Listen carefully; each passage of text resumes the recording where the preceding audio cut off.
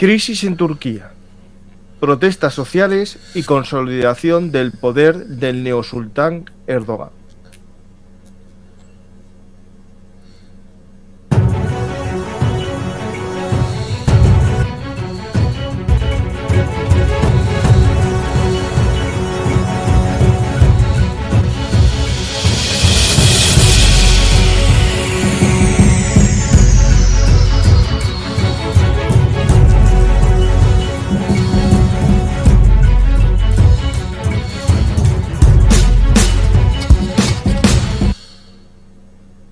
Hola a todos, bienvenidos a Bellum Artis, actualidad militar y geopolítica. Hoy regresamos a Turquía para conocer el camino al nuevo sultanato de Erdogan. Para ello contamos con la ayuda de nuestro amigo Juan Carlos Pérez, que nos va a intentar explicar qué está sucediendo, pero sobre todo ese camino hacia la autocracia. Hola Juan Carlos, ¿qué tal? Hola, saludos, agradecido de poder estar por aquí hablando de el sultán Erdogan y de sus circunstancias. Justo. Mira, justo el miércoles publiqué, hace 5 días, publiqué esta noticia de que habían detenido al alcalde de Estambul, Ekrem İmamoğlu, y bueno, me venía a mí a la cabeza la posibilidad de que ese intento de prohibir durante 4 días las manifestaciones no sirviese para nada. Y de hecho no sirvió para nada porque el mismo día ya lograron los manifestantes.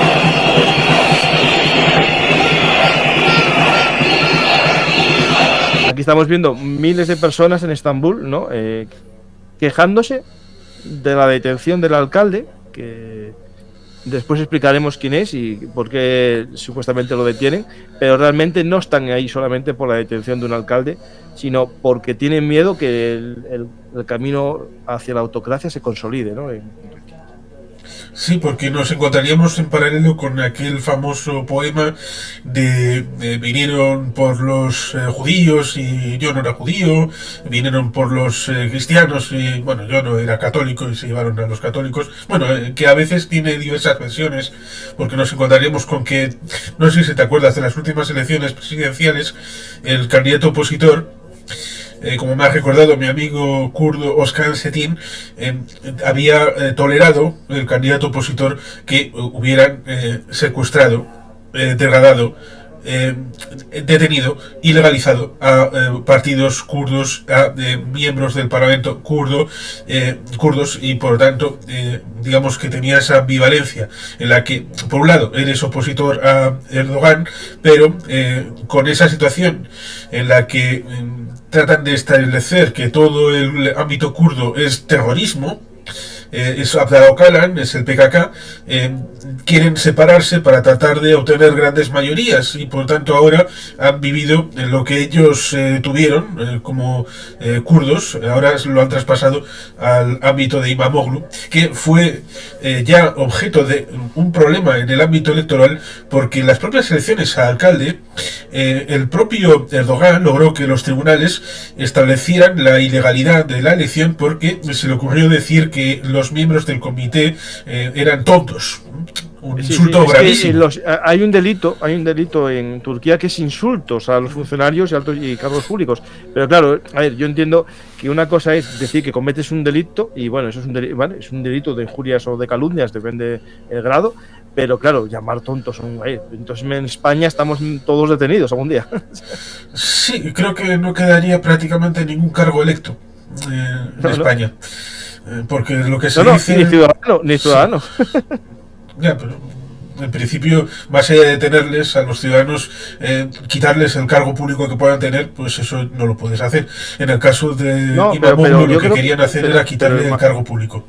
Pero creo que hay condena de algún tipo, es decir, multa penal o algo. No solamente es quitarte el cargo público, sino que es digamos, el delito.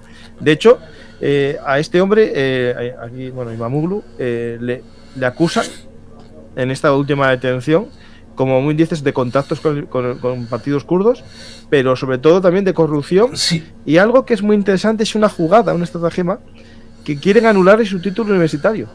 Porque es requisito para ser candidato a presidencia, ¿no? Lo cual es curioso, porque por ejemplo, si a Lula se lo hubieran pedido, Lula era un obrero metalúrgico, no tuvo jamás título universitario y en Brasil fue candidato sin ningún problema. Pero parece que en Turquía hay este requisito, pues en principio para un occidental bastante anacrónico y poco democrático, porque en principio la oportunidad para participar en las elecciones debe ser con independencia de los títulos que uno pueda tener. Pero la ley turca también tiene estas particularidades, como por ejemplo el hecho de que si eres investigado, y no solamente investigado, sino también incluso condenado por delitos relacionados con el terrorismo, puedes seguir siendo no solamente alcalde, sino también candidato a otras cosas. Pero si te investigan por corrupción, entonces es más complicado, e incluso a diferencia del otro, del tema del terrorismo, no puedes poner a un sustituto que administre la alcaldía. Directamente te quitan de la alcaldía. Con lo cual las leyes turcas imputan todavía más, lo cual resulta curioso porque estaban obsesionados con el PKK, con Abdullah Öcalan y todo lo que ha significado también la carta que emitió hace no mucho respecto de decir, disuélvanse, quítense de medio. Pero cuando has tenido ahí dentro y simplemente porque el espectador español medio lo pueda entender, la situación de polarización que en elementos que incluyen terrorismo, aquello de que algunos veían todo es ETA, y los que estaban en el otro lado decían, todo el que no soy yo es español de los de el abrazapantanos. Con lo cual esa situación de tensionar, el radicalismo va claro, de decir o conmigo o todo es lo contrario y estamos en contra de todos vosotros. Pues Erdogan ha tirado mucho de esto porque hasta ahora las mayorías en el ámbito parlamentario, la Asamblea turca, para tener una posibilidad de quitar al AKP de medio, requerían de todos los partidos de oposición, incluyendo ese partido kurdo que tenía 80 parlamentarios más o menos, bueno, entre 60 y 80, y por lo tanto ahí había la necesidad objetiva de esa situación, y claro, eso se aprovechaba para decir, ¿veis? Estos que son opositores aparentemente turcos, simpáticos, alegres, pero luego, para intentar quitar al AKP, están con los terroristas, están con los kurdos, con esta gente tan mala. Con lo cual ahí ese ámbito discursivo también estaba de fondo. Voy a poneros un momento en la detención del alcalde, un poco justo como se está vistiendo, ¿no? Es decir, te damos un minuto para salir de casa y aprovecha y se hace un reel, ¿no? Explicando un poco su situación. Quiero que sepan que no... Los quiero mucho a todos. Me mantendré en pie. El arresto de Ekrem İmamoğlu. Bueno, es un poco la visión un poco del arresto. Imágenes de gracia. Pero bueno, lo interesante, ¿no? Es que haya una causa de la falsificación del título, porque en España vivimos gente que también se hizo sus másters un poco extraños, gente que tiene cátedras sin carrera universitaria. Bueno, aquí vivimos de todo. El tema es que esto se hace para impedir que la gente vote. Es decir, si tú al final tienes un paisano que mintió en su título universitario, hay que ver ahí el delito que haya cometido, pero no se hace por eso, se hace para que no le puedan votar, ¿no? Porque, bueno, si al final le votan aunque haya engordado su currículum, es un problema que tienen sus votantes, ¿no? Pero yo aquí creo que lo que hay es una jugada porque tenían miedo que este hombre pudiese poner en peligro el poder de Erdogan, porque sí, lo tiene muy consolidado, es así. No tanto. Y esto se ve habitualmente en las encuestas, lo cual resulta curioso, porque una cosa es el ámbito de la encuesta entre elecciones y otra en el momento de ejercer la elección. Y en parte nos encontraríamos como en México, que el responsable de la Ciudad de México es un cargo muy importante, y cuando estaba Andrés Manuel López Obrador como gobernador de la Ciudad de México, era el opositor más o menos visual al gobierno de tanto de Felipe Calderón Hinojosa como posteriormente al de Enrique Peña Nieto.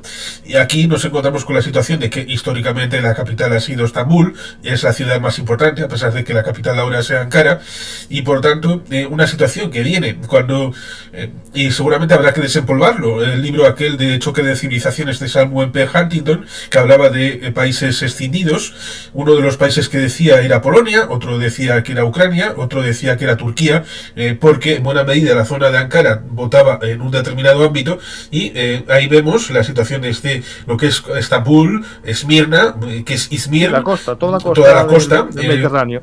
vota a una cosa completamente distinta, con lo cual y ahí nos encontramos con el ámbito cercano a Irak, que es el ámbito de de los kurdos, ¿no? Sí, los kurdos, aunque también tiene una participación importante en Estambul, que es precisamente lo que significa el hecho de que se le acuse, porque se le acusaba en las elecciones locales, tanto al candidato opositor que se presentó la última vez contra Erdogan, como también al propio Imamoglu, precisamente de esa colusión, porque también hay que entenderlo, hay votantes que pueden tener cierto peso a la hora de votar una cosa u otra, y cuando no está la cosa clara, pues tratas de rascar hasta el último voto, y por eso en cierta medida hay esa composición de lugar y la compra, porque te comentaba antes el asunto del MPH y del CHP. El CHP es un partido creado por Mustafa Kemal Atatürk en 1923, y luego el MHP es un partido que fundan en 1969. En teoría ambos dos son kemalistas, de tradición laica, de tradición republicana, pero nos encontramos con la situación en la que el CHP se mantiene en el ámbito opositor a Erdogan y al AKP y todo lo que significa, después de que Erbakan, bueno, esto lo dice muy bien Mariano López de Miguel, que ha tenido algún que otro programa en este canal para hablar de estos temas. Erbakan era el maestro más o menos de Erdogan y de la idea del neo-otomanismo, y fueron más o menos ilegalizados en los años 90, hasta que en el año 98-99 permitieron que accediera a cierto poder. Primero fue alcalde de Estambul, Erdogan, luego alcanzó el puesto de primer ministro y al final acabó siendo presidente del país. Y ahí está el cambio en el que nos encontramos. ¿Por qué ahora la presidencia tiene importancia? Porque Erdogan es el presidente. Se mantenía la tradición en principio de que el primer ministro era la figura más importante, porque desde la época de Mustafa Kemal Atatürk venía esa tradición un poco francesa, en cierta medida, de que el presidente tiene una función más o menos exterior, representativa, de relaciones internacionales, y el que ejercía el peso de la administración, del gobierno, era el primer ministro.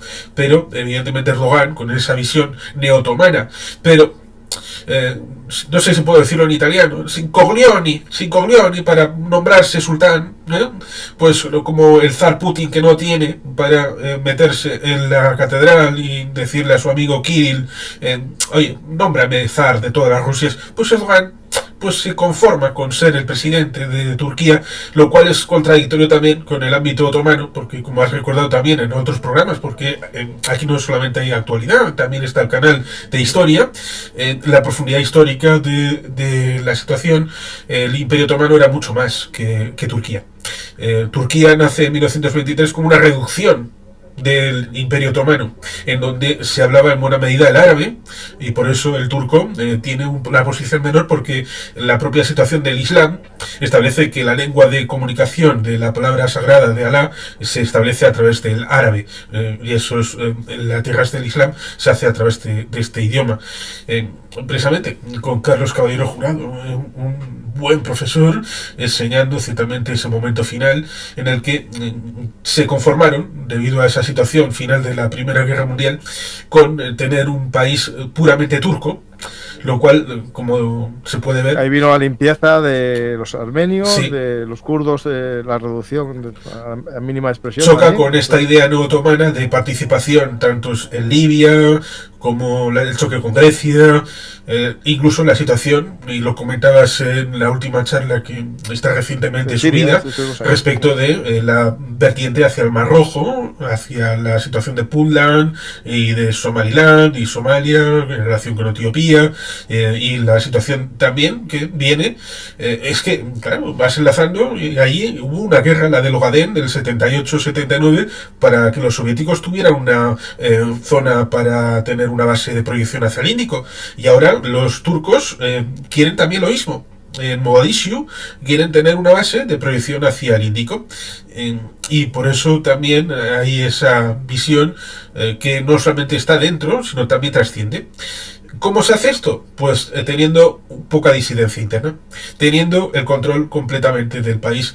Lo mismo que uno puede ver en una película como Nixon de Oliver Stone, en la que se le dice, a través de Alexander Haig y de algunos otros asesores, que Nixon tiene que amarrar el asunto Watergate, porque la visión que tenía Nixon respecto del acuerdo tripartito, la diplomacia triangular aquella de la Unión Soviética, China, con Estados Unidos, era tan importante, era un cambio tan sustancial, que cualquier política interna debía de supeditarse a un control férreo de las instituciones.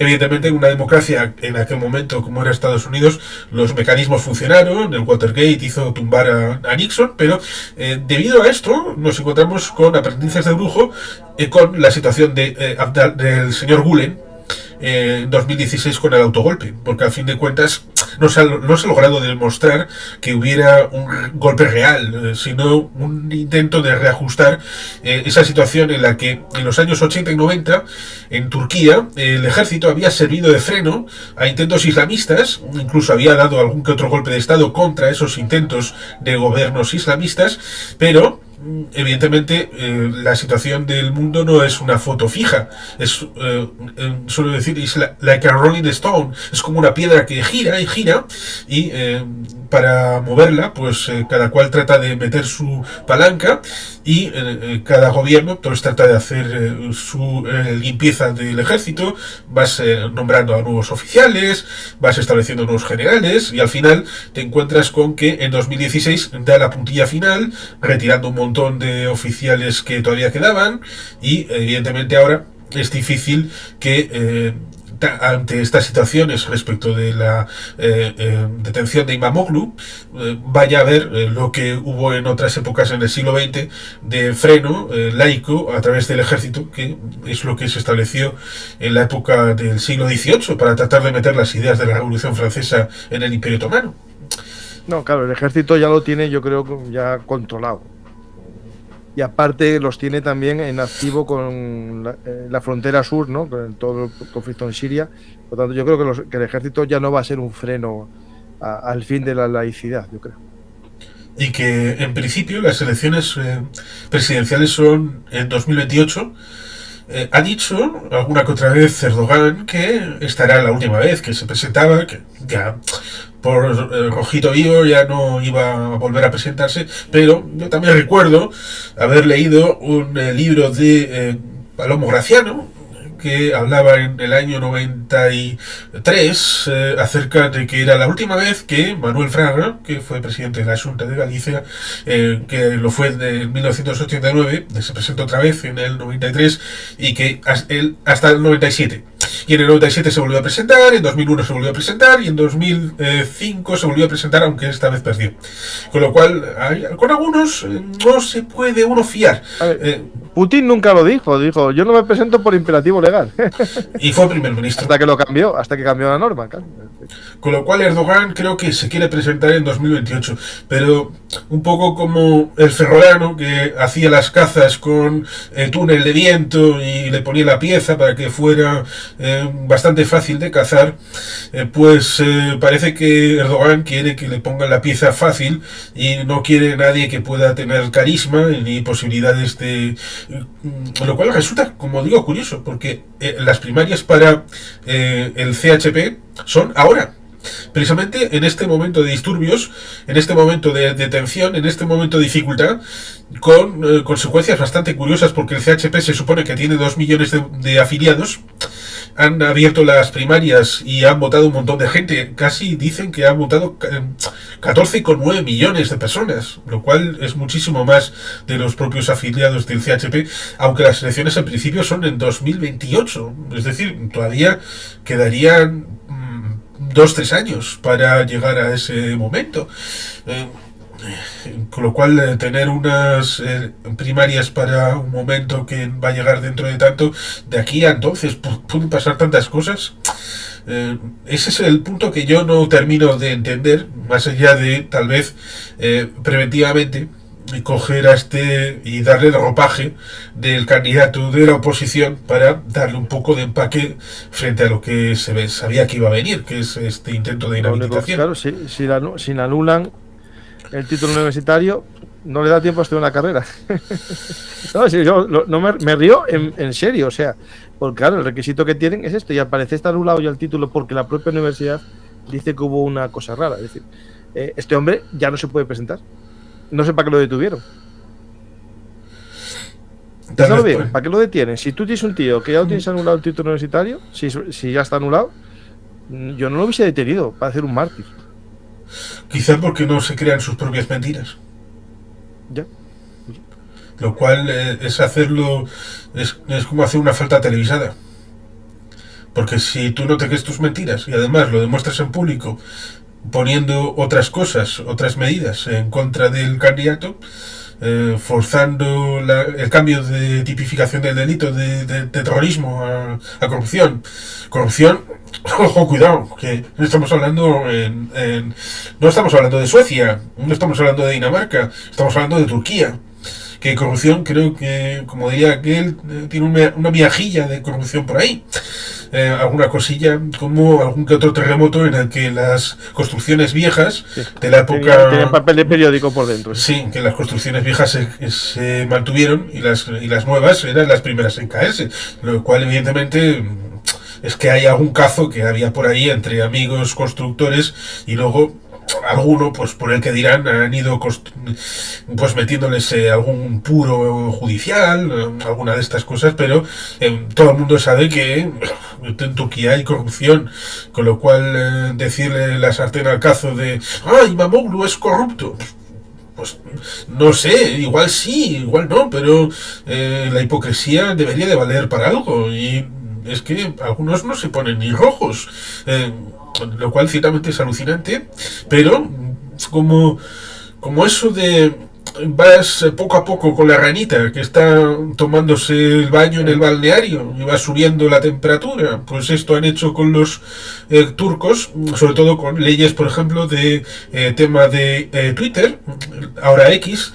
En 2023, hace 4 días, también hubo una situación para tratar de eliminar cierto contenido o proteger otro, y ahí Elon Musk tuvo una posición y ahora otra, ¿no? Otro que cambia de opinión, como el tío Antonio. Pero Elon Musk está cambiando mucho. Ya no le importa ni no vender coches.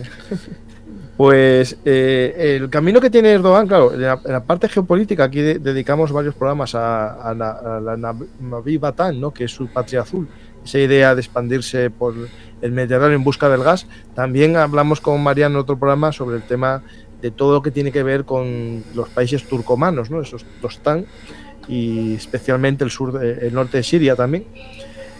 Pero aquí va el camino, ¿no? Digamos, a la autocracia se va viendo porque, en primer lugar, ya tomó casi el control del Poder Judicial y del Ejército. Yo creo que tras el golpe de Estado, ¿no? Supuestamente golpe de Estado o golpe de Estado dejado de hacer, hizo una purga en el Ejército. Yo creo que ya no existe ningún control a su poder, salvo por ahora Estambul y las ciudades más costeras, que sí que tienen, digamos, un rechazo a sus políticas, porque claro, también cuando hablamos de Erdogan, no solo es un camino a la autocracia, es un camino hacia la autocracia religiosa, porque tiene un elemento también muy grande de islamización de la sociedad.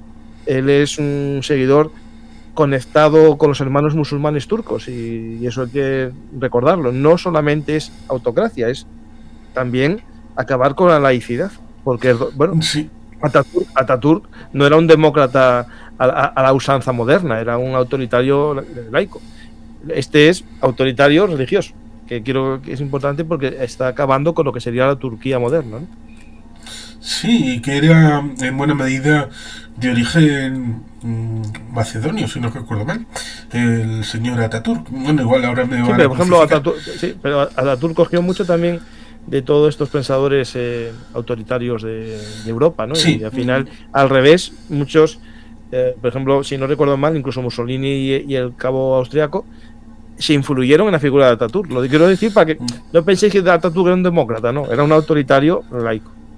y obtuvo su presencia pública después de la victoria en los Dardanelos, que es un ejemplo de cómo el relato se puede transfigurar, porque en esta situación de la operación aquella de cierto lord del almirantazgo llamado Winston Churchill, acerca del desembarco de Anzac en los Dardanelos, se establece la idea de que solamente eran turcos, cuando en realidad turcos no había prácticamente en el lado del Imperio Otomano. Eran en buena medida árabes, kurdos, y dirigidos en buena medida por aquellos asesores alemanes, pero ahí también estaban algunos líderes oficiales turcos, como el propio Mustafa Kemal Atatürk, que precisamente tomó esa victoria para él mismo, como también pasó en otras épocas con alguno que acabó siendo presidente de Estados Unidos después de alguna batalla más o menos conocida contra México. Y bueno, estas cosas suceden, pero lo complicado fue arrastrar a Turquía a la Segunda Guerra Mundial, cuando ya habían tenido la experiencia de la Primera Guerra Mundial, y eso es evidente que no era lo apropiado para ellos. Pero sí, el ámbito de Turquía, con la proyección internacional, tiene cierta curiosidad con el tema que has comentado de los hermanos musulmanes, porque Erdogan, y esto seguramente el economista de cabecera, Borja Montaño, de este canal, lo puede comentar respecto de cuál es la visión que tiene respecto de la lira turca, del uso del Banco Central, de cómo establece los tipos de interés, lo cual establece una situación de debilidad interna, pero inducida por un marco ideológico religioso, lo cual ciertamente resulta bastante curioso, porque se está haciendo daño a sí mismo, aunque ahora sorprenderá menos porque se está haciendo Trump daño a sí mismo de manera intencional y le mola. Sí, le mola muchísimo. Sí. Él tiene un plan, ¿eh? El plan es que esto va a ser doloroso, pero de aquí a 3 años o 4 le va a funcionar, según su plan. Que va cambiando el plan, pero bueno, o sea, porque si fuese tan bueno el plan, no iría aplazando cada mes los aranceles, ¿no? Sí, bueno, pero bueno, porque la hiperinflación que ha tenido en algunos momentos Turquía, pues prácticamente estaba al nivel de Venezuela o de Zimbabue. Casi, bueno, igual estoy exagerando un poquito, pero digamos que comparado con los países de Europa Occidental, pues era un sistema exagerado de cuestión de precios. Pues tenemos esto más o menos explicado, el por qué es digamos, todo lo que está pasando. Hay más de 1.100 detenidos, la cifra que más o menos se está hablando. Las protestas hay que entender, claro, que son ilegales, porque el derecho a manifestación se limitó, porque ya lo expliqué yo el miércoles, que durante 4 días no iba a haber derecho a manifestación y la gente salió a manifestarse igual. Claro, eso desde el punto de vista jurídico, pues claro, la policía tiene derecho a arrestar a los manifestantes, pero también, claro, entiendo a los jóvenes turcos que no quieran ir poco a poco perdiendo sus derechos, porque ya los están perdiendo, y es un tema complejo, claro, porque como podemos decir que Turquía sí que es un país casi bueno, todos los países tenemos nuestras complicaciones, ¿no? Pero es muy difícil intentar cuadrar, ¿no?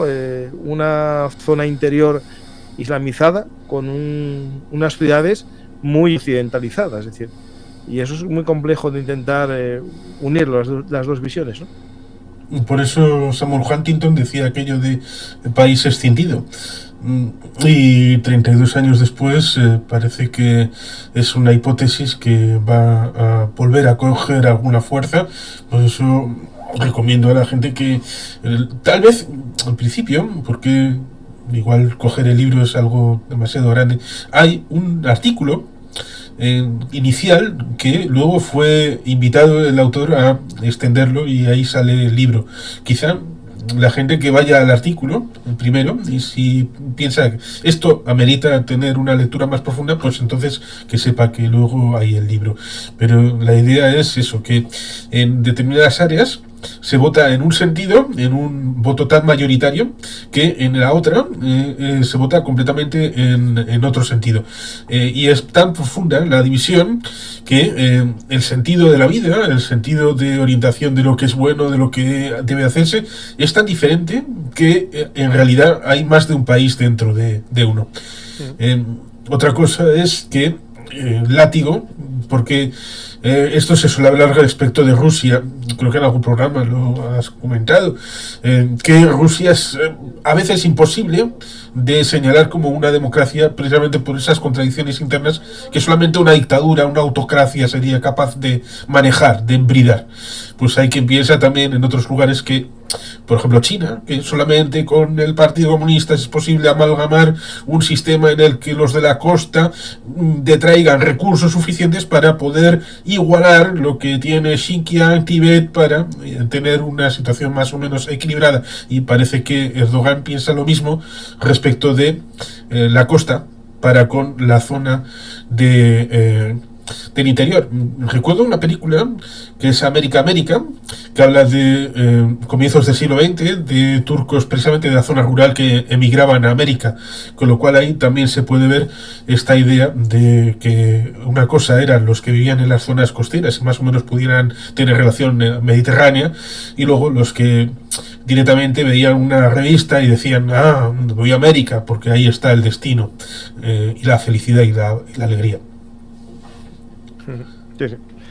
Bueno, me dicen por aquí que si hablamos de Georgia algún día. Yo, de Georgia, aquí hablamos. Yo, antes de que hablase casi nadie, ya en el 2023, hablé con López y el año pasado, contigo y con Mariano, hicimos este programa sobre un país dividido, Georgia, y explicamos qué pasaba en Georgia, digamos, todo lo que es el estrato histórico y el porqué de las protestas.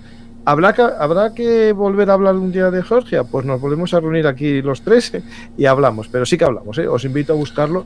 Es verdad que a lo mejor lo más actual ya no está porque este es de mayo del 24, pero si quieres entender lo que pasó en Georgia, este programa explica un poco todo el tejido. Sí, eso sirve para hacer un poquito de publicidad en donde a veces la gente, y está bien que lo haga, van a los programas últimos, pero se puede profundizar en el pozo del canal para ver que hay contenido un poco atemporal. No, pozo. Sí. Pozo hay bastante. Pues eso, hay programas atemporales que se pueden ver en cualquier momento y condición y sigue teniendo información importante, relevante en el ámbito actual. Porque a fin de cuentas, la materia prima de la que se nutre la historia, la política, es el propio ser humano. Es una materia inmutable, en cierta medida. Hay muchos gente, ¿no?, que te puede hablar de actualidad y te hace una visión de lo que está pasando hoy y te dice, no, sí, detuvieron a estos manifestantes, no sé qué, porque esto es culpa de no sé qué, pero hay que unir todo eso con la historia. Y en los programas que solemos hacer con Juan Carlos y con Mariano y los que hago yo siempre, intento dar pinceladas de historia porque eso va a estar constante, es decir, eso nos queda ahí y eso explica todo lo que venga después. Lo demás son añadidos que pueden venir por los periódicos, pero el sustrato está ahí. Pero bueno, otro día hablaremos de Georgia, si vemos que pasa algo así novedoso a última hora, porque también habría que hablar de nuevo de Armenia, porque está movilizando también el ejército en Armenia. Es decir, hay tantos lugares de los que hablar, por desgracia, que hoy mismo, ahora pasaríamos a las preguntas ya del público.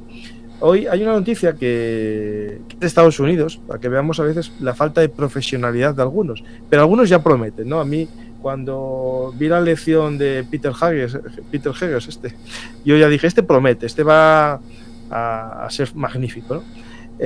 Y que a ver, cuando tú haces las comunicaciones oficiales del ejército, del país, ¿no?, secretario de defensa, lo haces en un signal particular y metes gente en el grupo, como el que tengo yo con Juan Carlos y otros, que se llama, lo llamamos Noticias BHM, y metemos ahí cosas para que hagamos los programas, yo me puedo confundir y meter a alguien, pero claro, cuando estamos hablando de un grupo, que lo tengo aquí hablado, este es el periódico de Atlantic, resulta que el director del periódico, lo tenía agendado Peter Heges, ¿no? Y Peter Heges lo añadió a un grupo que creó para los ataques al Yemen.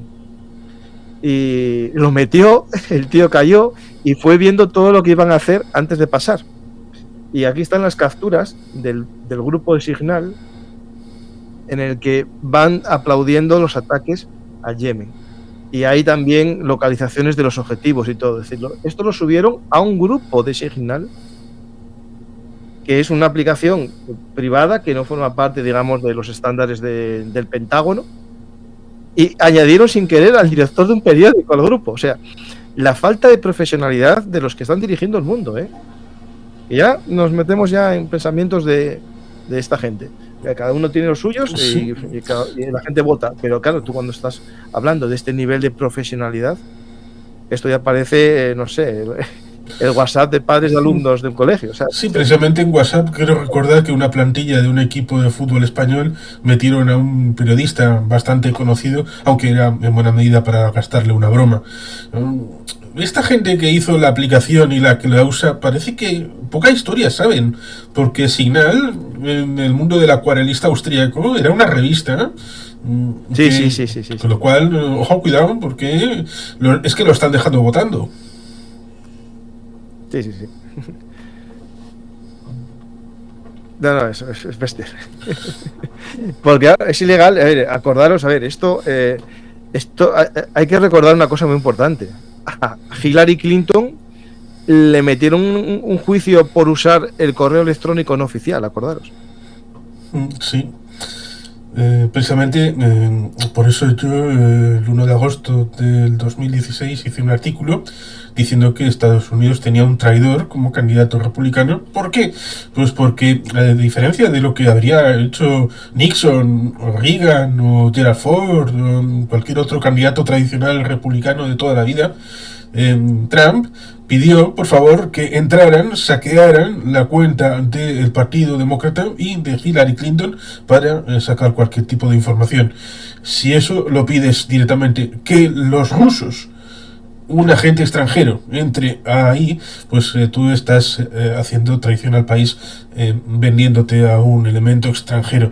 Lo cual, evidentemente, si en 2016 pensaba esto, pues ¿qué me puede sorprender que hagan esto en 2025? Sí, no tengo dudas ninguna. O sea, ninguna. Pues vamos a ver qué pregunta nos deja el público. ¿Hay alguna alternativa moderada a Erdogan o Erdogan es el mal menor? Como Assad en Siria. Bueno, no, sí, claro, muchos. Sí. Aquí Turquía no es una dictadura hasta ahora. Va camino de una autocracia, pero no es Siria, hombre, no, Turquía no es Siria. Sí, el problema es que tradicionalmente había esa dualidad entre el MHP y el CHP, que eran los que se dividían el poder más o menos como si fuera una dualidad británica entre liberales y conservadores, y luego entre laboristas y conservadores. Pero con la irrupción, como también pasó en algunos otros sistemas políticos de una tercera fuerza, en este caso el ámbito islamista, esta cosa cambió. En principio, estos dos partidos eran opositores, pero en el camino Erdogan compró, y lo digo en el peor sentido de la palabra, si es que tiene alguno bueno, compró al MHP para su mayoría presidencial. Ahora el CHP, que mantiene la esencia del ámbito de Kemal Atatürk, pues está ahí, y como la figura era Imamoglu y precisamente habían conseguido organizarle la alcaldía, a pesar de que, como dijimos, le habían intentado quitar la alcaldía ya con esa situación con el comité electoral y el ámbito judicial, pues aún así se mantuvo como alcalde.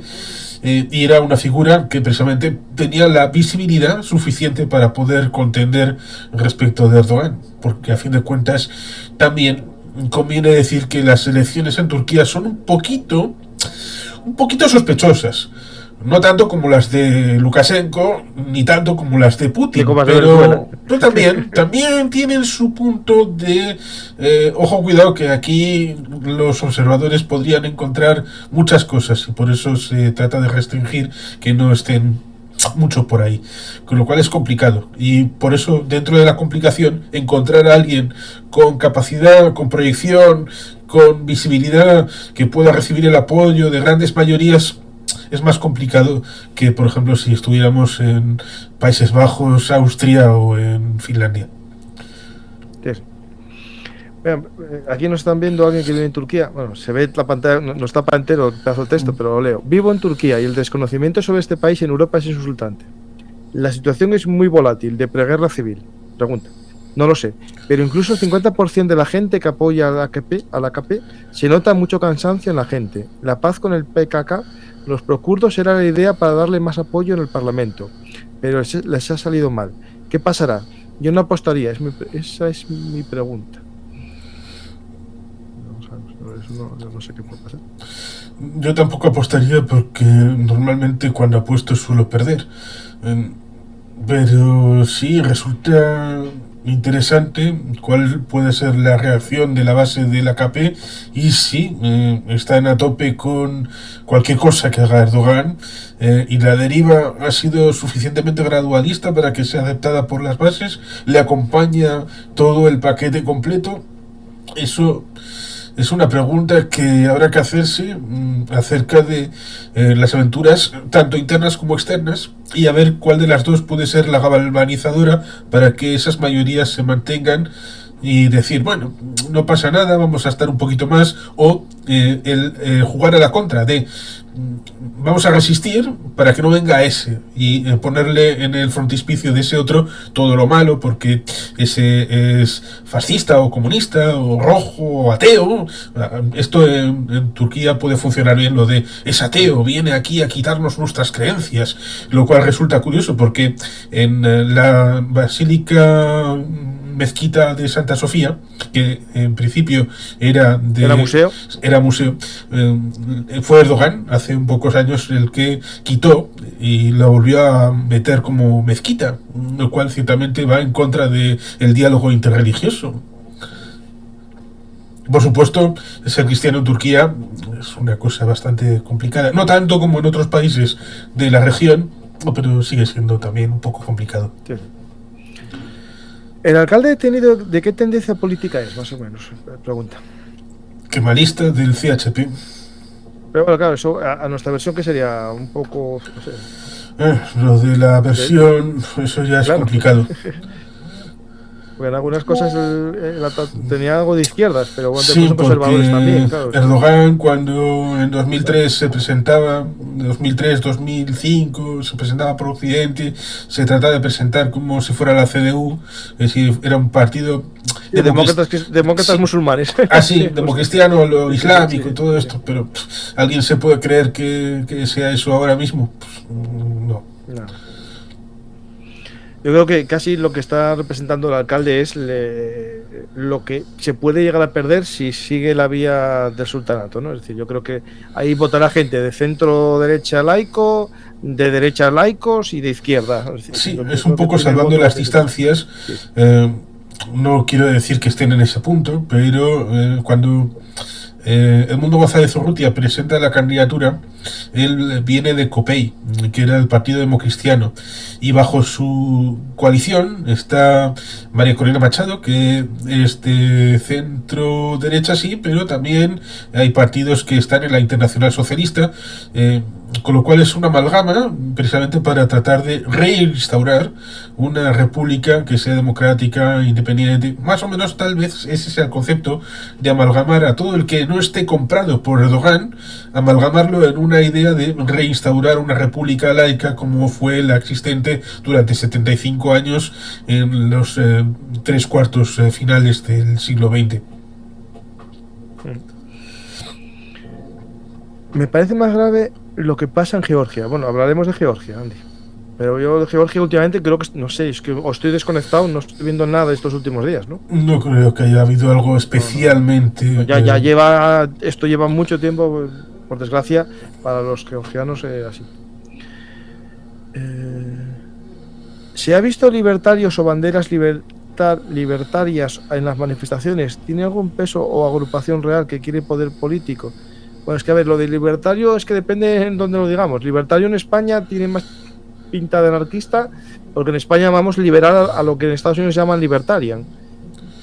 Sí, porque en España la tradición en el ámbito anarquista, por utilizar la palabra, es por ejemplo la que puede defender Noam Chomsky, que defiende respecto de la tradición histórica del barbudo aquel, del ruso Bakunin, y el anarcosindicalismo, que arraigó bastante, sobre todo en Andalucía, pero en otros lares el anarquismo se liga con el capitalismo y hacen el ANCAP, lo cual es en principio algo parecido a lo que pueda ser una vertiente tipo Milei, pero digamos, no Milei exactamente, que pueda ser liberal, libertario, pero digamos que se reúne un grupo de gente alrededor de Milei en donde los ANCAP también tienen su hueco, y en América, en cierta medida, la visión es más anarcocapitalista que anarquista en el ámbito clásico, con lo cual, ¿cómo puede verse esto en Turquía? Yo creo que la pregunta en buena medida tiene que ver con ese factor Milei, que con una realidad propia de Turquía, porque creo que, como dije, en Turquía el mayor problema precisamente es que tiene una visión económica de los hermanos musulmanes que es más propia de cuando surgen en torno al año 1910 o así en el Cairo, y esa situación, evidentemente, oponerse a ella, cualquier cosa va a ser capitalismo en cierta medida, porque es lo opuesto a esta visión que precisamente chocaba con lo que había habido precisamente en aquella época de capitalismo más o menos colonial, británico, francés. No sé si va la cosa por ahí, pero... No sé, es que claro, libertarios estadounidenses son los que dicen por aquí la bandera de la serpiente, tal, de sí. Don't Trust Us. Pero yo es que no creo que... A ver, lo que puede haber allí en los manifestantes más radicales, los que están haciendo más violencia, puede ser gente de extrema izquierda, y ahí habrá gente de extrema izquierda comunista, socialista, y algún reducto anarquista, porque seguro que hay grupos de estos de los Black, ¿cómo se llaman estos grupos? Los Black, los que van a todas las manifestaciones antisistema. Sí, Black, pero ahora no recuerdo cómo era. Sí, es algo, es negros. El bloque negro. Puede que, sí, bloque negro, justo. Sí, Don't Treat on Me, eso, justo. No, pero yo no creo que haya manifestaciones con esa bandera por ahí, ¿eh? Yo, los que estoy viendo, no. Yo creo que son del bloque negro. Pero el bloque negro lo hay en todos los países, porque en todos los países hay algún grupúsculo de anarquistas y tal. Es decir, yo es que no veo en esta manifestación a anarcocapitalistas por ahí dando vueltas. No creo que sea el tema. A ver, puede haber siempre alguno, ¿eh? Si alguien ve una foto de ellas, avisad, me la pasáis. ¿Habrá arrepentidos en las fuerzas políticas y militares en no apoyar el golpe de Estado? Porque los servicios de inteligencia apoyan a Erdogan. Lo complicado es el hecho de que el golpe de Estado fuera orquestado por el propio régimen y luego imputárselo a Gülen como una figura externa para justificarlo. Porque desde el primer momento del golpe, en 2016, se empezó a hacer una purga, tanto del aparato administrativo, tanto de enseñanza, como de ámbito judicial, como del propio ejército, de la policía, y eso no se puede improvisar de un día para otro. No puedes tener todas esas listas preparadas en 5 minutos. Identificarlo ya te lleva un tiempo importante, y si lo hicieron inmediatamente después, eso ya te está dando una pista de que golpe de Estado para tratar de quitar a la AKP un poco tal vez no era. Otra cosa es que pudiera ser que hubiera un movimiento y aprovecharan para, bueno, pues abrir la puerta para dejarle, y ya que te has metido, pues aprovechamos y desbaratamos, es decir, lo habitual que es, bueno, incluso ahora nos hemos encontrado con alguna noticia en algún lugar del mundo diciendo, hay un intento de golpe de Estado, son 6 personas. Bueno, pues eso una noticia muy creíble no es. Alguien tiene algún interés en sacar ese tipo de noticias para incentivar algún tipo de desestabilización, o decir que alguien intenta una desestabilización a pesar de que no sea creíble, pero aprovechas esa palanca para poder implementar tu agenda. Me pasan aquí un partido, el ANCAP, que es un partido anarquista, pero es muy raro porque son anarcocapitalistas también. Sí, bueno, va a ser sí. Son libertarios, entonces, sí. Estos, no sé. Pero no lo sé, la verdad, ¿eh? No pero sé. Es eso. Esto es como un friki que montó un partido político, ¿no? Es muy raro porque pues ahí arriba tienes aquí... ¿Cuántos seguidores tiene esa cuenta? Eso, es una fricada esto. Bueno, no, que vamos, esto no puede ser un partido serio. O sea. No, me pasaron el nombre, el ANCAP. A ver, pero esto una cosa es el anarcocapitalismo, que puede estar cerca de los libertarios estadounidenses, de los libertarian, y otra es el anarquismo vinculado a Bakunin y al movimiento socialista, ¿no? Es decir, es distinto, no es lo mismo. Ambos comparten en que están en contra del Estado, pero no es lo mismo. Yo creo que en España el término libertario se usó también para referir a aquellas personas que estaban en contra del poder estatal, pero que no eran anarquistas de Bakunin, ¿no? Y en España el término libertario se utilizaba a filósofos y pensadores no politizados como en la CNT o en la FAI, ¿no? Pero bueno. Sí, está bien por aquí que Milei... Ácrata, justo. Ese es el término más bonito. Después hablan de aquí de Milei, que es anarquista. Bueno, es anarcocapitalista, que es otra cosa distinta.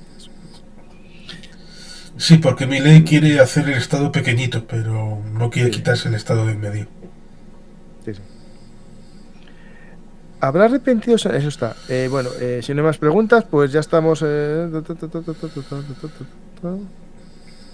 Pues no hay nada más. Yo creo que podemos finalizar, que a las 10 tengo un programa con nuestro amigo Mariano sobre la guerra civil del Yemen, que vamos a hacerlo en el canal de Historia.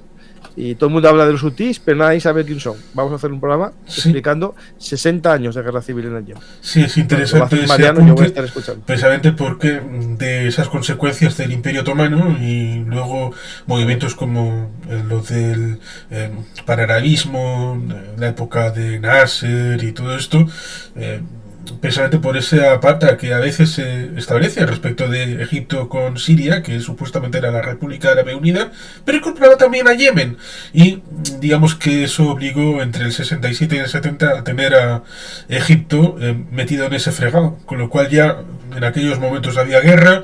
Luego el asunto de la propia península arábiga, que la gente olvida, y seguro que Mariano lo puede explicar bastante mejor, cómo es el asunto de la integración en el 32-33 en la creación de lo que es Arabia Saudí, porque se crea bastante tarde. Había varios reinos, gobiernos por ahí, en la península, que estaba bastante dividida, con lo cual, en buena medida, en toda la zona se puede decir que los estados son bien modernos. Ninguno tiene más de 100 años. No, y las familias Real Saudí tampoco era una familia de abolengo allí. Pues muchas gracias, Juan Carlos, y nos veremos otro día en un programa así sobre todo lo que tenga que ver con política internacional, porque eres politólogo y eso es importante, que la gente se informe bien y tenga conocimientos basados en conocimientos del ponente, ¿no? Pues Juan Carlos también tiene un canal que es Juan Carlos Pérez aquí en YouTube, que os invito a seguir. Pues si quieres decir algo como despedida final, Juan Carlos. Pues yo agradecido de haber podido estar por aquí, y sin duda que dentro de poco se vayan al canal de Historia a ver el programa sobre Yemen. Y después de ese, pues que vayan al canal de nuestro amigo Juan Carlos y que se suscriban aquí. Sí, una de las últimas cosas fue estar con Emilio Blanedo hablando de Robert E. Lee. Pues ahí tenéis vídeos muy interesantes. Y el miércoles estaremos con la lista de Schindler, con Antonio Muñoz Lorente. Bueno, entonces vaya por la mazo, seguro, sin duda ninguna. Pues muchas gracias, Juan Carlos, y me despido de todos vosotros, como siempre, agradeciendo que estéis aquí. Os pido algo muy sencillo: dar a me gusta, dejar un comentario, compartir y suscribir. Y muy importante, cuando venga mucha gente, esos haters, esos bots, a dejar cosas malas del canal, por favor, a los que os gusta el canal, decir que os gusta, porque desde fuera parece que esto es lo más horrible que hay en este mundo, porque solo hablan los que no les gustan. Gracias a los que sé que les gustan, pero sois una mayoría silenciosa. Pero hay que quejarse, que si no, van a tener razón los que más se protestan. Gracias a todos y hasta la próxima.